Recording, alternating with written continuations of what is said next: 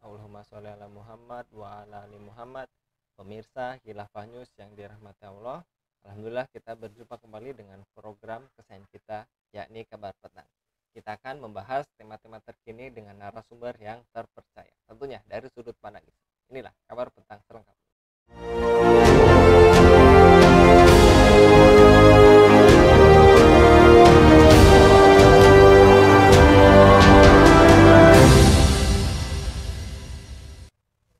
Sebagaimana diketahui, pemerintah akan menarik utang baru pada 2024 ini sebesar 600 triliun rupiah. Penambahan utang ini dilakukan untuk menutupi defisit APBN 2024 sebesar 2,9%. Adapun per November 2023, utang pemerintah tercatat mencapai 8.041 triliun rupiah. Kementerian Keuangan meyakini bahwa jumlah utang tersebut masih dalam taraf aman apabila merujuk kepada PDB. Rasio utang ke PDB per November masih di bawah 40%, sementara batas aman dipatok 60% dalam Undang-Undang Keuangan Negara. Apakah era Jokowi termasuk rezim hutang? Berapa total utang pemerintahan Jokowi sejak 2014? Apakah utang luar negeri memberikan manfaat bagi rakyat? Untuk membahasnya kami terhubung dengan Direktur di Economic Future Indonesia Institute, Bung Yuwana Triutomo. Kita sapa terlebih dahulu. Assalamualaikum warahmatullahi wabarakatuh, Bung Yuwana. Waalaikumsalam warahmatullahi wabarakatuh. Sehat-sehat, Bung Bung Yuwana? Anggi ya. Alhamdulillah, harus sehat. Alhamdulillah.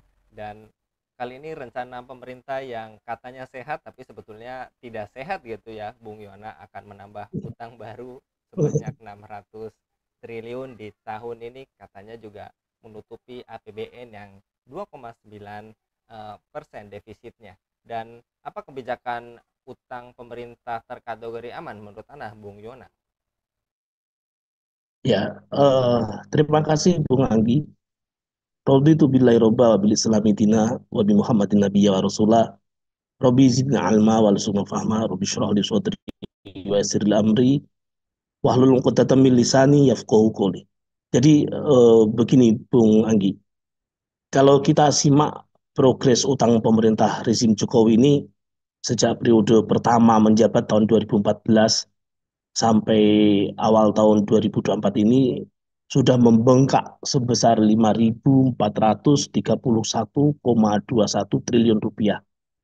Nah, pemerintah selalu berdalih bahwa utang masih dalam kondisi aman. Alasan rasio utang belum mencapai 60% atas PDB, produk domestik bruto. Padahal memasuki tahun baru 2024 ini, utang tersebut semakin membengkak mencapai 8.041,01 triliun rupiah itu per November 2023 kemarin, untuk di dalamnya utang pemerintah bahkan bisa tembus 18.000 sampai 20.000 triliun rupiah. Jadi aman tersebut hanya dalih pemerintah saja, Bung. Padahal jelas sekali akhir tahun kemarin Bank Dunia itu sudah memperingatkan kalau suku bunga menjadi ancaman utang bagi semua negara berkembang, termasuk Indonesia.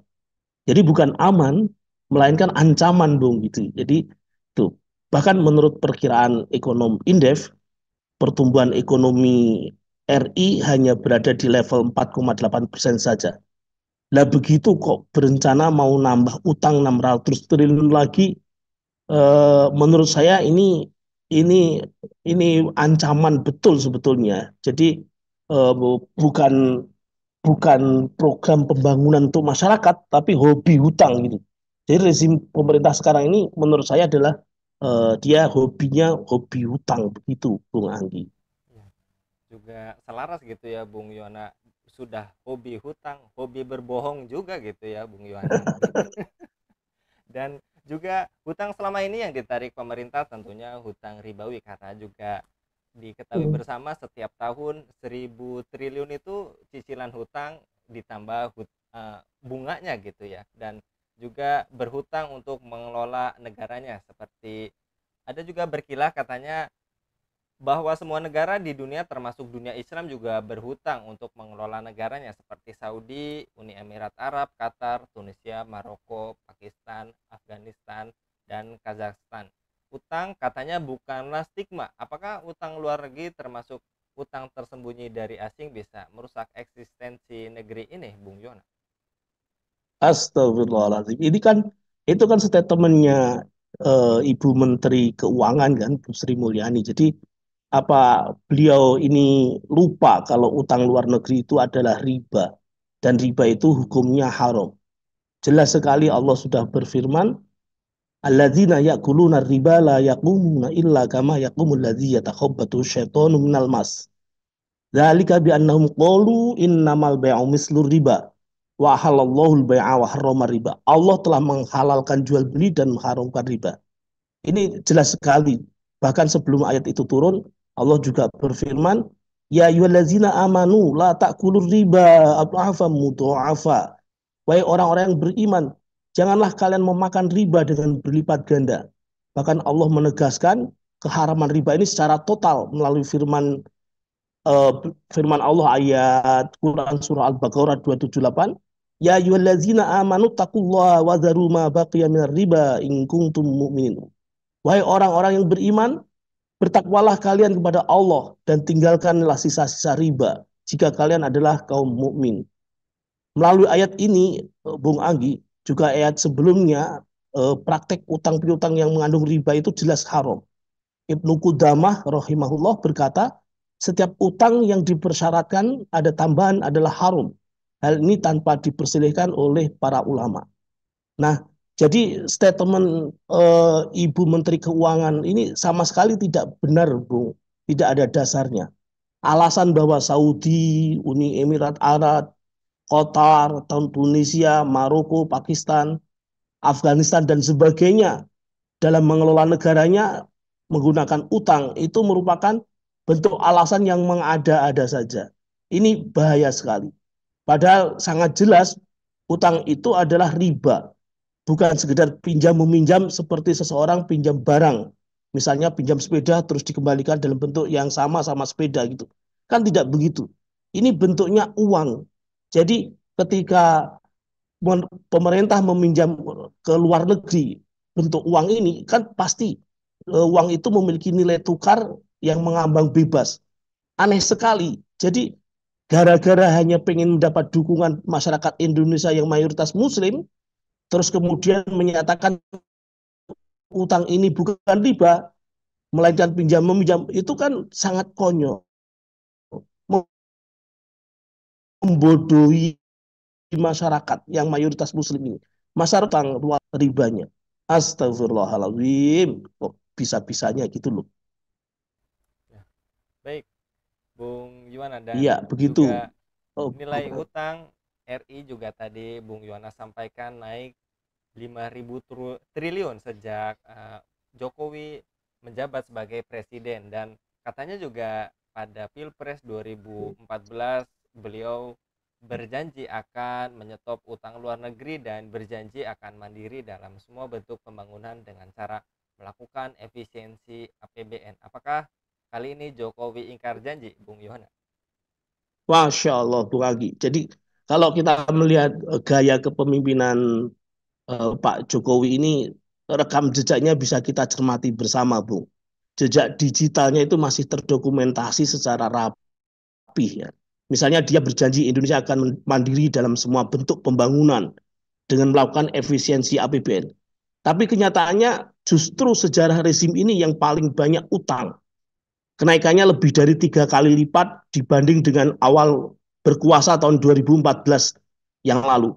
Bahkan seorang ekonom ya Pak Awali Rizki itu menyebutkan rasio utang terhadap pendapatan negara itu diperkirakan sebesar 310,93% pada tahun 2023 kemarin. Dan kemudian tahun 2024 ini naik menjadi 317,63%. Nah, pada tahun 2023 kemarin pendapatan negara diperkirakan sebesar 2.637 triliun rupiah dengan utang akhir tahun 8.200 triliun rupiah. Pada tahun 2024 ini, target pendapatan negara sebesar 2.802 triliun dan posisi utang akhir tahun diperkirakan 8.900 triliun.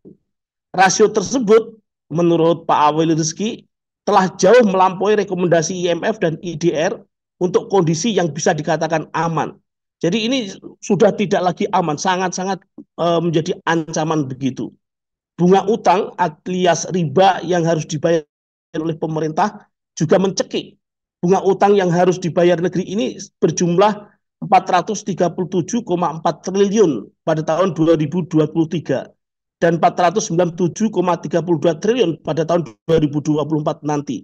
Pada 2024 ini akan baru belum ada seminggu itu sudah terbebani utang sekitar 497,32 triliun. Nah, untuk bayar bunganya saja sudah menghabiskan 14,4% APBN. Nah, Bung Anggi, besaran utang dan bunga yang harus dibayar oleh negara jauh lebih besar dibandingkan dengan subsidi untuk rakyat. Subsidi LPG, BBM, BLT, dan sebagainya. Misalnya, hanya berjumlah 146,9 triliun. Jadi, bunga utang ini jauh lebih besar dibandingkan dengan anggaran kesehatan untuk rakyat yang hanya berjumlah 187,5 triliun. Nah, selama ini, Bung Anggi, pemerintah mengklaim subsidi rakyat menjadi beban APBN. Padahal utang dan bunganya lah yang menjadi beban utama APBN itu. Selain itu, pembangunan yang dibiayai oleh utang ribawi ataupun investasi asing tidak berdampak pada ekonomi rakyat banyak. Ambil contoh misalnya proyek nasional itu, pembangunan IKN, kereta cepat Jakarta-Bandung, jumlah bandara dan ruas tol. Malah menurut Menko Bidang Perekonomian Pak Erlangga Hartarto, ada 58 proyek pemerintah Jokowi yang terancam mangkrak. Nilainya mencapai 420 triliun rupiah. Coba bayangkan, Bung Anggi. Itu sangat parah betul. Jadi utang luar negeri sudah terbukti banyak menjerat kedaulatan suatu negara. Negara-negara seperti Zimbabwe, Sri Lanka, Maladewa, Uganda, Kenya, dan Pakistan, itu jumlah negara yang kolab akibat debt trap, perangkap utang luar negeri ini. Beberapa negara tersebut harus menyerahkan pelabuhan, bandara strategis mereka pada negara pemberi utang, yaitu Tiongkok, yang juga menjadi salah satu pemberi utang pada Indonesia. Kalau Indonesia terus seperti ini, tidak menutup kemungkinan Indonesia juga akan terjebak pada perangkap utang Tiongkok itu, Bung Anggi. Baik, jadi inilah yang dikatakan gitu ya, Bung Yohana, juga ada statementnya beliau yang mengatakan ekonomi Indonesia akan meroket. Nah, meroket utangnya gitu ya, Bung Yohana. Dan apakah utang luar negeri ini menjadi alat penjajahan baru dengan alat uang merupakan debt trap yang juga tadi Anda katakan hasil manifestasi neoliberalisme, dan bagaimana cara membebaskan umat dari jerat utang ribawi ini, Bung Yohana? Ya, betul, Bung Agi. Bagaimana cara membebaskan umat dari jerat utang ribawi ini? Pertama dan yang paling penting, umat harus menyadari betul kalau utang ribawi ini hukumnya haram. Dengan alasan apapun tetap haram. Kemudian yang kedua, pemimpin dari umat ini, ya, para pengambil kebijakan, mereka juga bagian dari umat ini harus menyadari juga bahwa utang ribawi itu hukumnya haram. Jika masih ngeyel berutang dengan utang ribawi, jatuhnya pada perbuatan dosa dan dosa besar. Apalagi utang ribawi itu menimbulkan bahaya atau doror terhadap masyarakat yang mayoritasnya adalah kaum muslimin. Seperti misalnya memberi kesempatan pemberi utang tadi untuk menguasai wilayah dan kekayaan alam Indonesia. Utang ribawi juga menyebabkan kaum muslim berada dalam kendali negara pemberi utang. Padahal jelas Allah Subhanahu wa taala berfirman, "Wala yaj'alallahu lil kafirina 'alal mu'minina sabila." Allah tidak akan pernah memberikan jalan kepada kaum kafir untuk menguasai kaum mukmin. Walhasil, utang negara yang mengandung riba hari ini jelas merupakan perkara batil, sekaligus menjerumuskan negeri dalam cengkraman asing. Sudah saatnya umat melepaskan negeri ini dari jerat utang ribawi yang sekaligus menjadi alat penjajahan oleh pihak asing itu. Hal tersebut tidak akan bisa terwujud selama Indonesia masih menerapkan sistem ekonomi kapitalisme yang menghalalkan riba serta membolehkan swasta lokal dan asing mengeruk sumber daya alam milik umat. Hari ini banyak sekali, Bung Anggi, sumber daya alam justru dinikmati oleh swasta dan asing, bukan oleh masyarakat, bukan oleh rakyat. Sekitar 90% pertambangan dan pengolahan nikel dikuasai asing. Sektor batu bara hanya 12% dikelola oleh BUMN. Di sektor migas, Pertamina hanya mengelola 30% blok migas. Sisanya dikuasai oleh asing. Sistem ekonomi kapitalisme menyebabkan riba merata ke seluruh negeri. Bahkan orang yang tidak bermuamalah ribawi pun terkena debunya. Sebagaimana peringatan Rasulullah Muhammad Shallallahu Alaihi Wasallam, yati ala nasi zamanun yakuluna riba, faman lam yakulhu asobahu min hubarihi. Akan datang suatu zaman kepada manusia, saat itu mereka memakan riba. Kalaupun ada orang tidak memakan riba secara langsung, dia akan terkena debunya. Hadis riwayat An-Nasai, Abu Dawud, Ibnu Majah, dan Al-Hakim. Nah, Bung Anggi, rusaknya ekonomi negeri ini dan jeratan utang ribawi yang mencekik tidak akan selesai hanya dengan pergantian kepemimpinan. Diperlukan pula perubahan ke arah penerapan syariat Islam dalam semua aspek kehidupan.